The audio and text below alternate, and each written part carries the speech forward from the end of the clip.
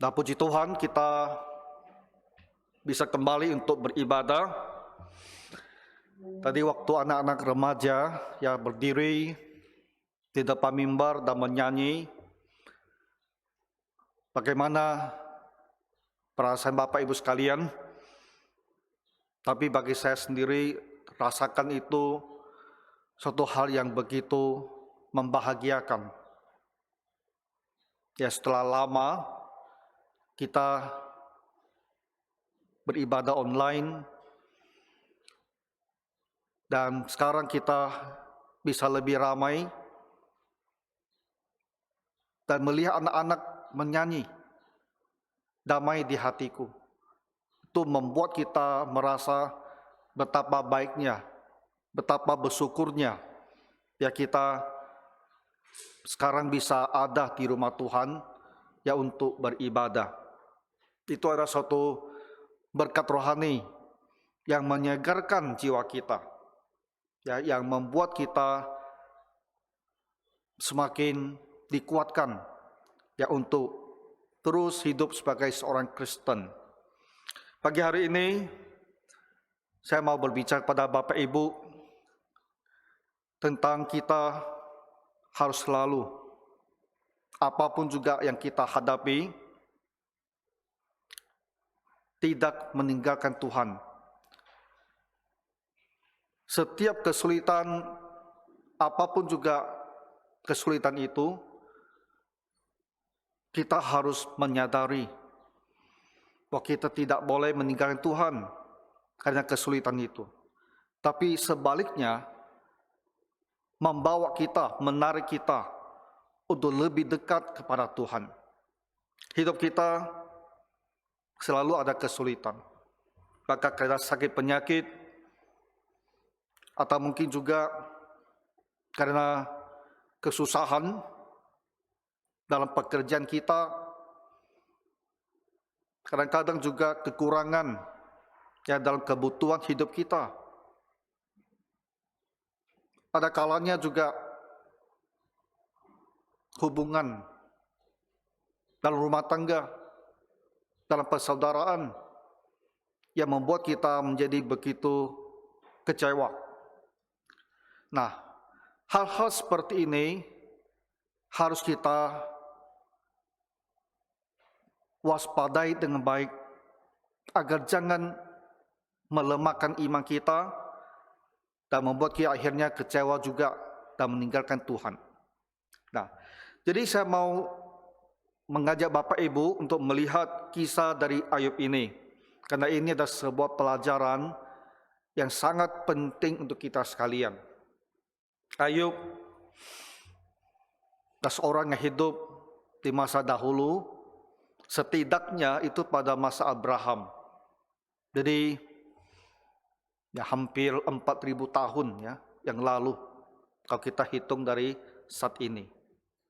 Mungkin dia masih lebih awal, kita tidak tahu, tapi dia berbicara bahwa dia berasal dari kota Ur-Kasdim, dari kata Ur, yaitu sama kampung halamannya dengan Abraham. Apa yang kita lihat dalam kehidupan Ayub ini? Kita membaca tadi di ayat ke-6.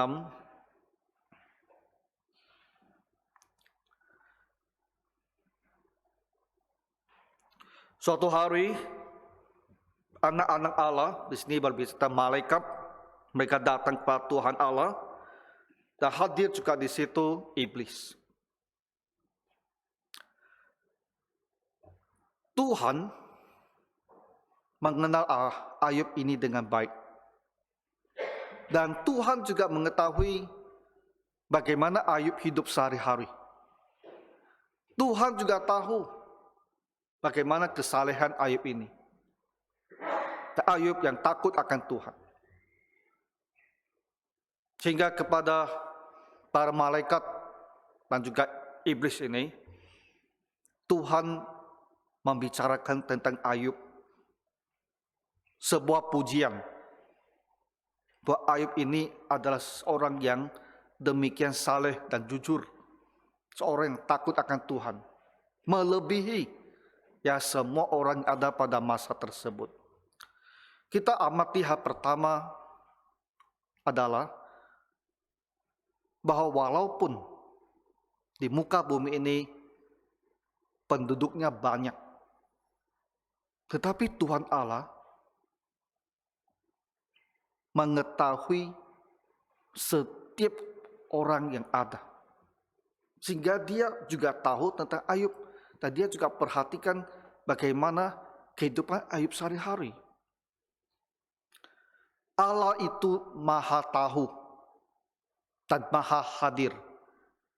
Dan kita diingatkan untuk kita sendiri juga, walaupun di dunia ini sekarang ada begitu banyak manusia, Tuhan tahu kita masing-masing. Setiap dari antara kita, setiap orang, Tuhan tahu persis bagaimana kita hidup. Ya, dan bagaimana iman kita.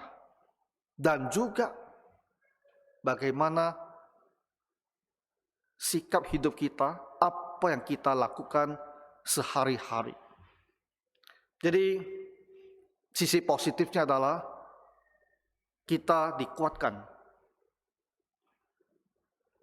Tuhan tahu saya, kenal saya, tahu sesuatu tentang saya. Dan ketika kita dalam kesusahan, kita juga tahu bahwa Tuhan pun tahu kesusahan saya. Dan Tuhan adalah Bapa surgawi. Dia akan perhatikan saya. Sisi negatifnya adalah kalau kamu berdosa, kalau hati kamu penuh dengan kejahatan, kalau perbuatan kamu tidak baik, Tuhan juga tahu. Jadi hati-hati, ya, jaga diri sendiri. Seperti kata Paulus kepada Timotius, awasi dirimu sendiri. Ya, seolah-olah kita ini keluar ya, lo mengawasi diri sendiri. Jangan berbuat dosa. Ya, hidup kita harus punya satu tekad. Saya tidak mau berbuat dosa. Saya mau hidup dengan benar. Karena Tuhan melihat semuanya. Nah, ini hanyalah sebuah pengamatan. Kita kembali ke intinya tentang penderitaan ini. Iblis dia tidak sependapat dengan Tuhan Allah. Intinya iblis itu mengatakan, Ayub ini takut akan Tuhan, dia hidupnya saleh, dia hidupnya beribadah, ada alasannya. Alasannya adalah karena dia menerima banyak berkat dari Tuhan. Dia diberikan kesehatan baik, dia diberikan anak yang banyak, 7 anak laki-laki, 3 anak perempuan. Dia diberikan harta yang begitu banyak.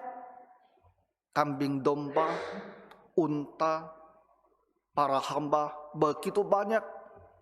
Di awal pasal 1 diuraikan berapa jumlah dari masing-masing hartanya begitu banyak. Jadi iblis ini dia mengatakan, Ayub karena menyadari kalau dia beribadah sungguh-sungguh pada Tuhan, dia akan mendapatkan semua berkat ini. Dan kalau dia mau mempertahankan, terus bisa menikmati segala berkat ini, maka dia harus takut pada Tuhan. Dengan kata lain, iblis ini mengatakan bahwa Ayub ini sebetulnya takut kepada Tuhan, beribadah kepada Tuhan, ada sebabnya. Yaitu demi mendapatkan semua anugerah Tuhan, demi mendapatkan semua berkat Tuhan.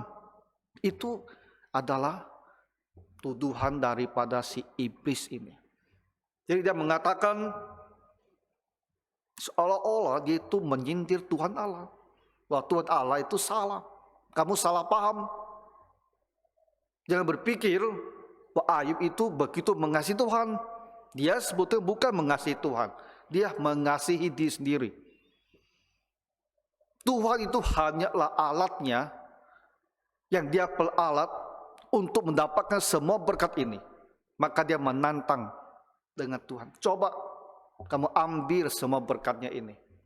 Dia akan mengutuki kamu.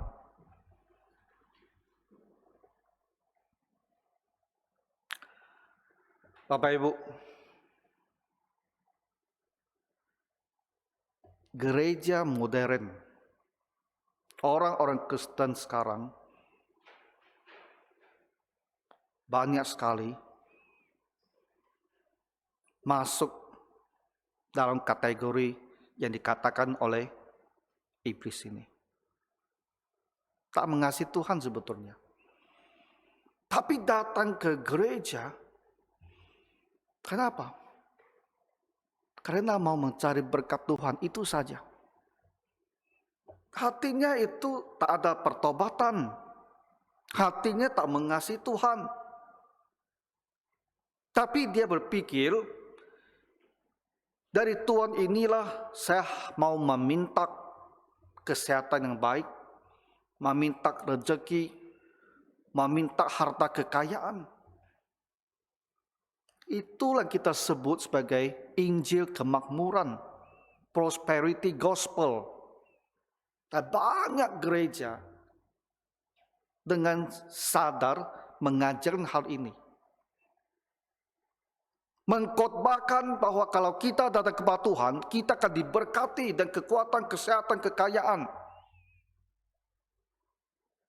Dan kita tidak tahu, kita tak sadar.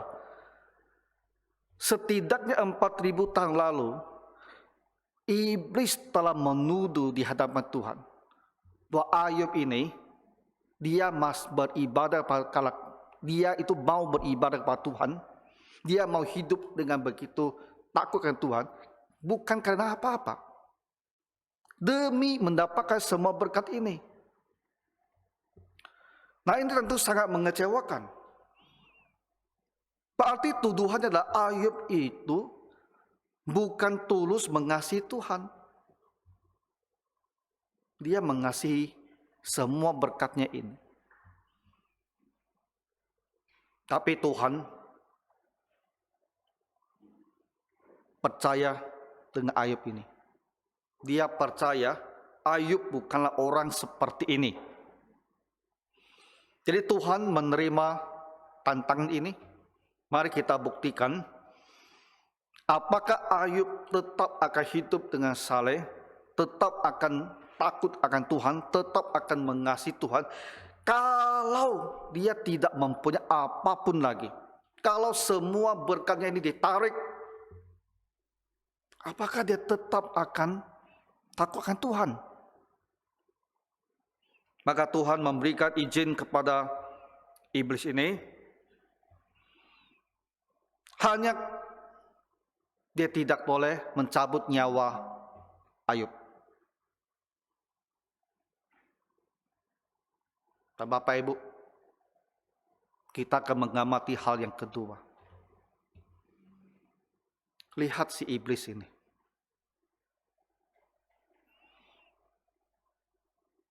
Ketika dia diberikan izin, dia melakukan yang terburuk. Betapa menyedihkan tadi kita membaca. Ya, orang Sheba, orang Kasdim datang dan merampok semua harta kekayaannya. Api membakar habis. Angin taufan merobohkan rumah. Dan 10 anaknya tertimpa dan mati.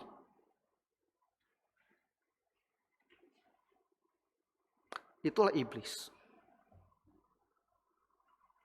Iblis itu sepenuhnya jahat. Dia melakukan yang terburuk. Seburuk apa yang memungkinkan, dia akan lakukan di situ. Kalau keburukan Penderitaan itu dalam skala 1 sampai 10, 10 maksimal, dia lakukan yang 10 itu. Dia lakukan maksimal itu. Jadi Bapak Ibu, kamu harus sadar. Iblis, setan itu adalah musuh kita. Dia kalau diizinkan, dia melakukan yang terburuk. Ayub ini ditarik semua yang dia miliki. Harta benda, kalaupun harus hilang, kita masih bisa menerima. Tapi anak-anak, kalau diambil, itu penderitaannya tak bisa dibayangkan. Tapi semuanya itu menimpa dia bersamaan. Dia hampir tak bisa punya waktu untuk konsolidasi.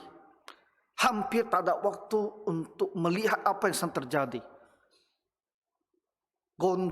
Tergoncang sepenuh-penuhnya.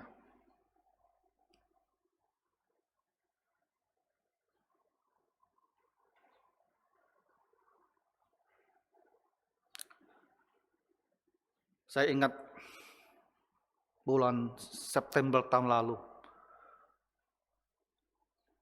waktu saya dikabarin bahwa bibi saya meninggal dunia, itu begitu menggoncangkan itu. Dan saya betul-betul tak tahu mau berbuat apa, hanya langsung berlutut, itu aja. Begitu tergoncang gitu. Tak tahu mau gimana, begitu shock, maka saya hanya berlutut dan berdoa pada Tuhan. Habis itu baru kita mulai seolah-olah melihat kembali situasinya dan coba memahami apa yang sedang terjadi. Itu hanya satu urusan itu. Tapi Ayub itu ditimpa dengan urusan bersamaan. Jadi kita tak bisa membayangkan bagaimana kondisi dia pada saat tersebut. Masih tergoncang luar biasa. Nantinya kita lihat, karena dia bilang Tuhan yang memberi, Tuhan yang mengambil, setan tambahkan lagi penderitaannya. Berikan dia penyakit. Sekujur tubuhnya, kulitnya ada borok. Ditambah lagi penderitaan batin. Karena istrinya tak bisa menerima. Dia tak bisa menerima. Sehingga dia bilang, kamu mati saja. Kutukin Tuhan dan kamu mati saja. Nah, itu penderitaan batin luar biasa. Dia dari istri yang tak bisa mendukung dia. Karena istrinya sendiri pun tak bisa menghadapi begitu banyak malapetaka yang datang tiba-tiba. Dia tak bisa terima.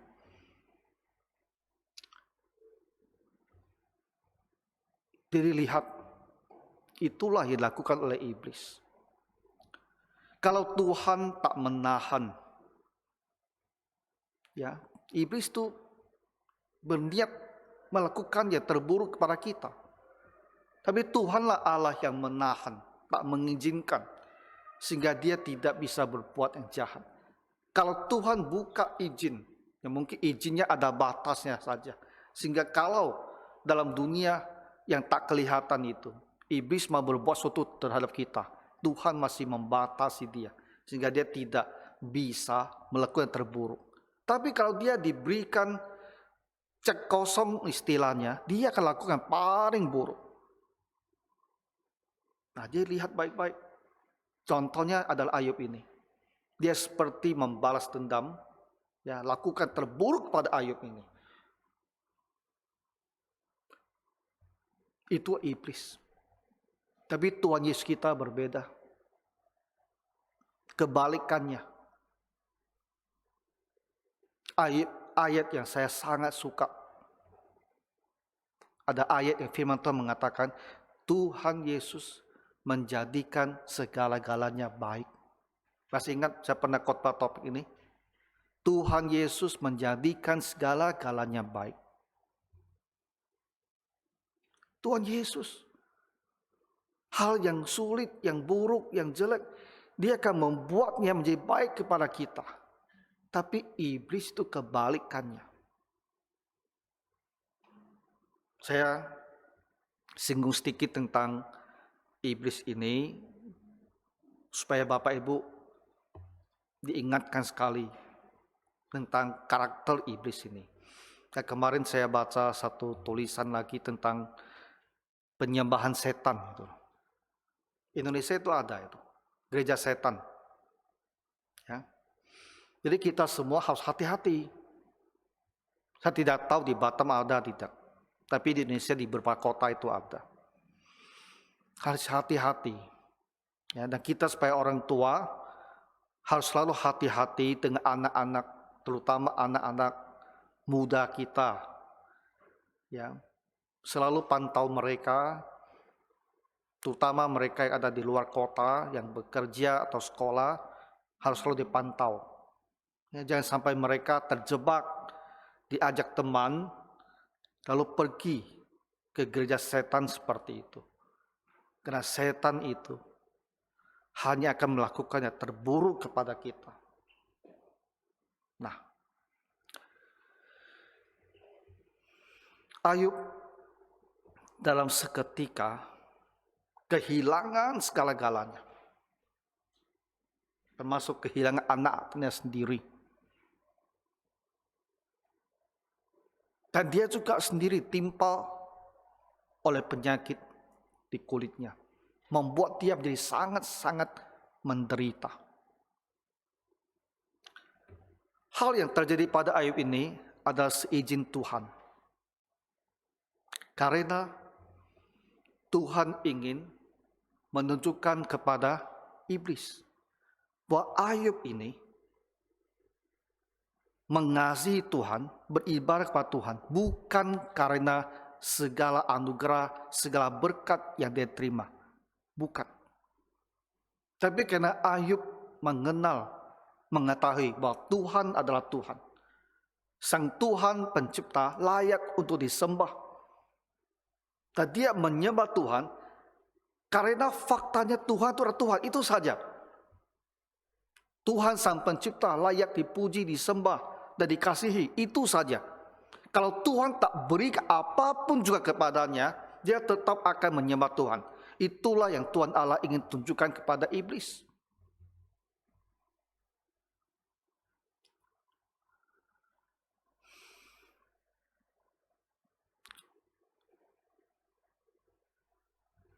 Bagi Ayub sendiri, hal-hal yang terjadi ini juga menjadi sebuah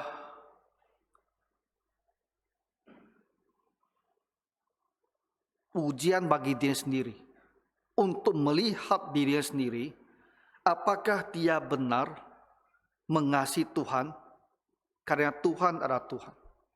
Apakah benar dia mengasihi Tuhan bukan karena segala rezeki, segala berkat, segala kesehatan yang Tuhan berikan kepadanya. Ini jadi sebuah ujian bagi dirinya sendiri. Untuk dia lihat apakah dia sendiri ini benar-benar mengasihi Tuhan. Hanya karena Tuhan adalah Tuhan, bukan karena apapun juga. Jadi sekarang kita temukan Ayub benar-benar dalam kondisinya yang paling rendah. Semua yang dia miliki sudah habis. Dia sendiri pun sakit-sakitan. Bahkan tanpa dukungan mental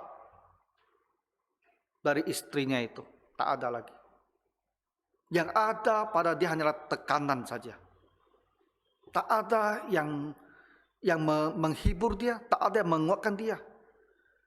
Jadi saya pikir ya Bapak Ibu, kalau di dalam dunia ini, kalau ada sebuah ujian untuk menilai manusia, itulah yang dialami oleh Ayub.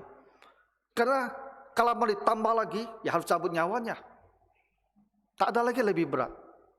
Tinggal nyawanya saja itu yang masih tersisa. Yang lain sudah tidak ada lagi. Jadi dalam hidup kita manusia, apa lagi bisa lebih berat selain daripada dialami oleh Ayub ini? Tak ada lagi yang bisa lebih berat. Ya. Ayub harus melihat apakah benar dia ini mengasihi Tuhan. Bukan karena apa-apa. Dia mengasihi Tuhan hanya karena Tuhan adalah Tuhan. Bapak Ibu,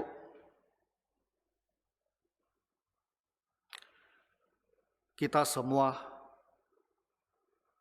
tentu lemah. Dan ketika pencobaan begitu sulit, begitu menekan, kita melihat Ayub imannya pun tergoncang. Memang dia bilang, apa yang Tuhan berikan, Tuhan ambil. Terpujilah nama Tuhan. Tapi ketika hari berganti hari, kesedihan itu semakin memuncak. Karena kita manusia,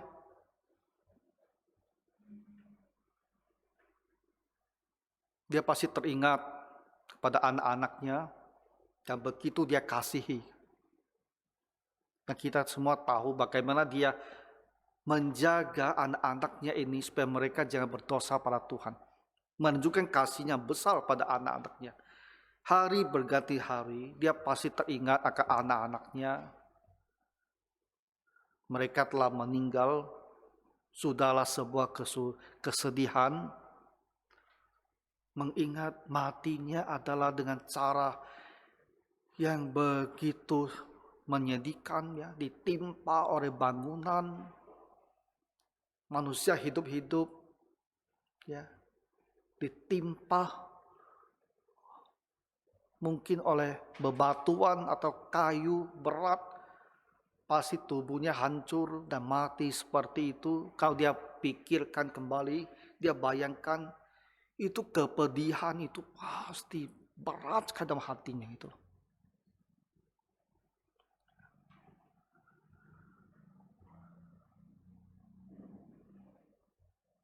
Dia pasti juga merasakan tahun-tahun yang telah berlalu. Ya, sebagai orang yang terhormat di masyarakat dengan kekayaan demikian besar. Tapi sekarang dia telah jatuh sedemikian miskinnya. Ada orang mungkin akan berempati sama dia. Tapi selalu saja ada orang-orang yang jahat, ya, yang melihat kondisi dia sekarang yang terpuruk istilahnya, dia akan mengucapkan kata-kata yang merendahkan, menghina. Hal-hal seperti ini pasti membuat dia sangat sedih. Manusiawi. Ya, manusiawi. Kita manusia memang begitu. Kalau terpuruk, kita pasti mengingat masa lalu yang lebih baik. Dan membuat kita menjadi sedih sendiri. Ayub dalam proses ini, dalam pergumulan ini, kita juga melihat dia menjadi sangat kecewa. Bahkan dia bilang kan,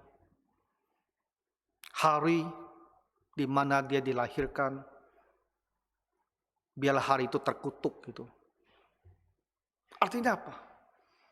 Artinya dia bilang, lebih baik saya ini tak pernah lahir. Lebih baik saya ini tak pernah ada. Lebih baik saya tak pernah hidup. Untuk apa saya hidup? Untuk apa saya dilahirkan dan menjalani hidup ini? Dan sekarang saya terpuruk dalam kondisi yang demikian sulit gitu loh. Dia mengutuki hari lahirnya. Dan kita bisa melihat Ya, grafik imannya itu menurun itu.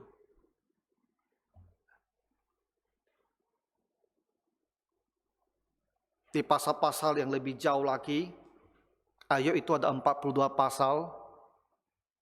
Ya, nah kita melihat ketika dia sudah hampir merasa tak sanggup menanggung, dia mempertanyakan Tuhan. Kenapa harus menimpa dirinya dengan segala malapetaka ini? Dia mempertanyakan Tuhan. Dan pasal 42 kita baca Tuhan menjawab dia. Dan dia dipulihkan. Imannya dipulihkan. Kasihnya kepada Tuhan dipulihkan. Dia mengaku dia hanyalah manusia dan dia salah kalau mempertanyakan Tuhan seperti itu. Kita mencatat memang dalam masa yang begitu sulit, imannya juga tergoncang, dia juga ada rasa kecewa, tapi Tuhan juga memulihkan imannya di kemudian hari. Mari kita lihat hidup kita sendiri.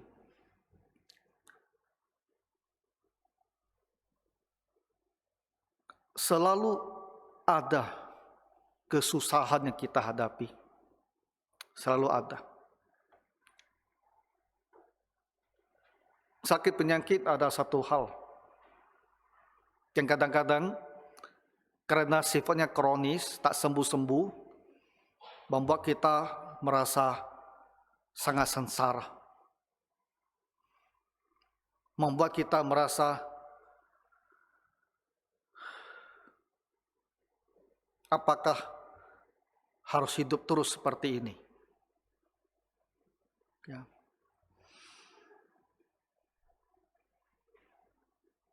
Setelah 2 tahun pandemi, mungkin ada juga yang harus bergumul dengan masalah keuangan dalam rumah tangga kita.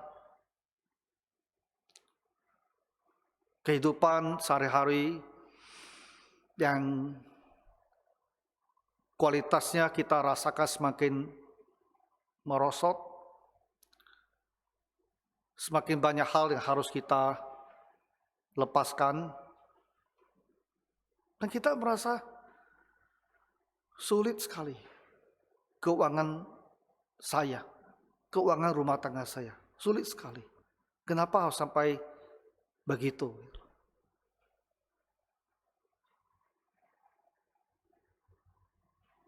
Ada rumah tangga, ya, suami istri, anak orang tua, hubungan yang buruk. Dan kita kewalahan sekali bagaimana hidup seperti ini. Banyak hal. Bapak Ibu, coba begini. Dengan bercermin pada kisah Ayub ini, ketika kita dalam kesusahan apapun yang dihadapi, kita jangan hanya melihat kesusahan itu. Tapi coba melihatnya bahwa ini adalah sebuah ujian yang sedang kita jalani.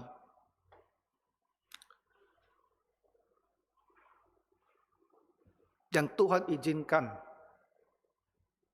Apakah iblis terlibat? Kita tidak tahu. Karena ini dunia yang tak kelihatan. Apakah iblis terlibat ingin menguji kita? Kita tidak tahu. Tapi kita nyatanya kita menghadapi kesulitan-kesulitan tertentu. Yaitu pasti Tuhan izinkan dalam batas-batas tertentu. Nah, ketika kita bisa lebih terangkat dan melihat ke bawah, melihat ke dalam kesusahan kita ini, dan memandangnya itu sebagai sebuah ujian yang Tuhan izinkan, maka sikap kita akan berubah. Kalau kita tak menyadari atau tak mempertimbangkan bahwa ini adalah sebuah ujian, yang kita lihat hanyalah kesusahan, dan kesusahan itu menghimpit, menekan, maka kamu akan semakin tertekan ke bawah, semakin kecewa, semakin lemah imannya. Lihat bahwa ini adalah sebuah ujian yang barangkali kadang-kadang itu terjadi karena kesalahan kita sendiri. Kita salah kelola, salah urus, sekarang menanggung akibatnya. Kadang-kadang bukan, tak ada salah kita, tapi dia terjadi. Tidak apa. Karena salah kita sendiri atau bukan, tidak apa. Lihatlah dia itu sebagai sebuah ujian, di mana kita harus tunjukkan bahwa kita tetap mengasihi Tuhan. Kita tetap tidak marah kepada Tuhan.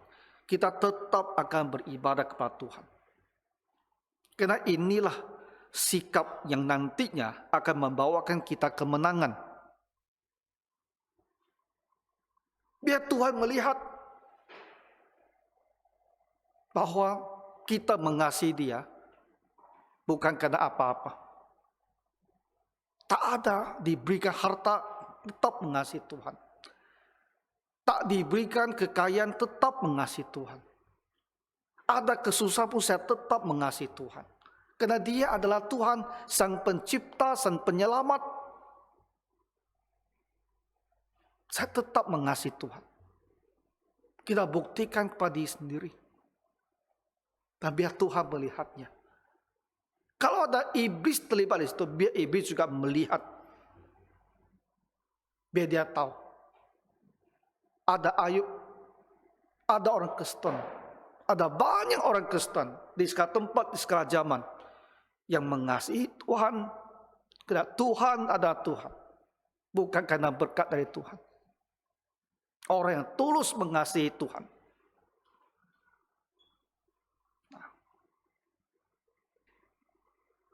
Jadi ketika kita dalam keadaan yang sulit tertentu itu, kita menjalaninya pasti sangat sulit. Seperti Ayub saya katakan tadi, sulit dia. Bisa terjadi kadang-kadang kita menjadi kecewa, itu bisa terjadi. Tapi itulah sebuah proses di mana Tuhan akan membuat kita akhirnya lebih mengenal Tuhan. Akhirnya lebih beriman kepada Tuhan.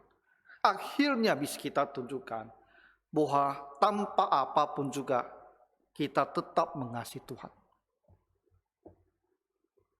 Nah, jadi kalau kesulitan itu harus datang, itulah sebuah kesempatan. Walaupun kita tak mengundang kesempatan seperti itu. Tapi kalau Tuhan izinkan kesempatan demikian datang, kita harus berjuang di situ dan memenangkannya. Ya, dan tunjukkan bahwa kita mengasihi Tuhan. Bukan karena apa-apa. Dalam kesedihan dan kesusahan dan penderitaan pun kita tetap mengasihi Tuhan dan beribadah kepadanya. Itulah iman yang teruji. Ya, lebih berharga dari emas tua. Jadi mulai sekarang, besar atau kecil kesusahan kita hadapi, pandanglah seperti ini. Ya, ini situasi saya sulit. Saya akan menjalaninya dengan hati yang tenang, dalam ibadah, dalam doa. Dan tetap memuji Tuhan.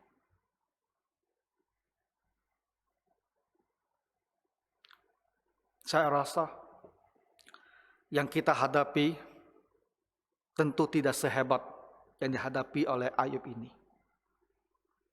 Karena kemurahan Tuhan kita dibatasi. Ya, tidak sampai harus diuji seperti Ayub ini. Bapak Ibu, Bapak kita adalah Bapak. Dia adalah Bapak. Dan karena Dia adalah Bapak, Dia itu selalu mau memberikan kita yang baik. Seperti kita ingin memberikan baik pada anak-anak kita. Ayub karena sebuah tantangan dari iblis, Tuhan izinkan dia diuji. Dan ketika dia menunjukkan diri, dia lulus dalam ujiannya ini. Terbukti Tuhan tak memberkati dia pun, dia akan mengasihi Tuhan.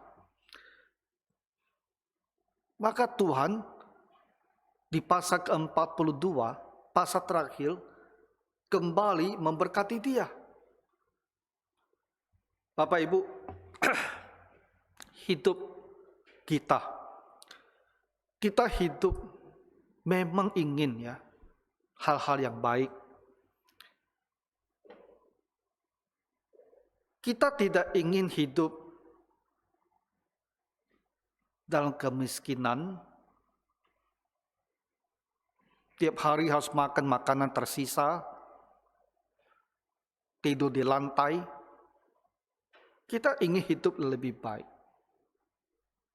Itu adalah hal yang tak salah diharapkan. Tuhan menciptakan bumi ini dengan segala isinya dan menciptakan kita manusia pada hari terakhir supaya kita bisa hidupnya baik dan berkecukupan dalam segala sesuatu. Jadi kehendak Bapa bagi kita manusia adalah supaya kita bisa hidupnya dengan baik.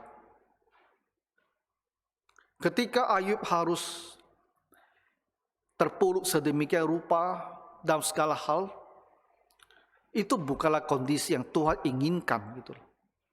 Tapi itu diizinkan untuk membuktikan bahwa dia ini benar-benar mengasihi Tuhan, bukan karena apa-apa. Maka ketika terbukti kepada Ayub sendiri, kepada iblis, dan Tuhan merasa bersukacita bahwa apa yang bahwa penilaian dia terhadap Ayub itu ternyata benar. Ayub mengasihi Tuhan bukan karena apa-apa. Tuhan memberkatinya kembali dengan hal-hal yang kita butuhkan, kadang-kadang yang kita inginkan. Maka di pasal 42 dikatakan, Tuhan memberikan dia kembali ternak dombanya. Bahkan Tuhan memberikan dia kembali 10 anak. Ya, 7 laki-laki dan 3 anak perempuan. Dan Tuhan bahkan menambahkan dia lagi umur. Sehingga kita membaca bahwa Ayub setelah semua penderitaan ini, dia masih hidup 140 tahun lamanya. Dan ia melihat anak-anaknya, cucu-cucunya, sampai keturunan yang keempat. Maka matilah Ayub tua dan lanjut umur. Ayat terakhir, ayat 17.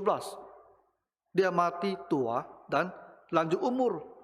Sebagai seorang yang terbukti mengasihi Tuhan bukan karena apa-apa. Dan Tuhan membuat hidupnya baik. Dan dia meninggal sebagai seorang yang merasa puas dengan hidupnya. Nah, hal-hal yang terakhir ini saya sebutkan untuk Bapak Ibu. Kenapa? Supaya Bapak Ibu tahu, kalaupunlah kita dalam kesusahan tertentu, penderitaan tertentu, marilah kita tunjukkan kita tak meninggalkan Tuhan pun dalam keadaan demikian. Kita tetap akan beribadah dan mengasihinya. Hari-hari susah itu kita tidak tahu apakah dia itu hanya dalam beberapa minggu, beberapa bulan, mungkin juga beberapa tahun.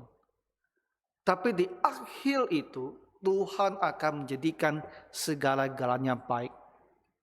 Di akhir semua ini hidup kita akan berubah. Dan kita akan merasa puas dengan hidup kita. Jadi apa yang sebetulnya mau kita bicarakan pagi hari ini? Sederhana sekali. Jangan tinggalkan Tuhan. karena kita ditimpa oleh kesulitan. Jangan pada hari-hari yang sulit itu kita berhenti berdoa, kita berhenti beribadah, dan kita berhenti mengingat Tuhan lagi. Jangan seperti itu. Karena kalau kamu lakukan seperti itu hanya membuktikan bahwa kita ini hanya mau datang kepada Tuhan. Kalau kita diberkati, mari kita tunjukkan kita mengasihi Tuhan bukan karena apa-apa. Dan yang menariknya adalah ketika Tuhan melihat kita mengasihinya bukan karena apa-apa, Dia akan tambahkan kepada kita hal yang kita butuhkan, yang kita cari itu. Inilah dinamika kehidupan iman kita dan Tuhan, ciptaan dan pencipta, bukan karena apapun, hanya karena Dia adalah Tuhan pencipta dan kita mengasihinya.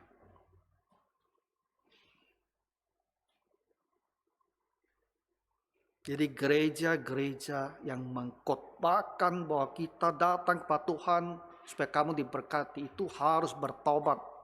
Betul-betul itu harus bertobat. Karena mengajarkan kesesatan gitu loh. Merusak umat manusia dengan ajaran palsu seperti itu. Ya, mari kita berdoa. Tuhan Bapa Surgawi, bantu kami semua.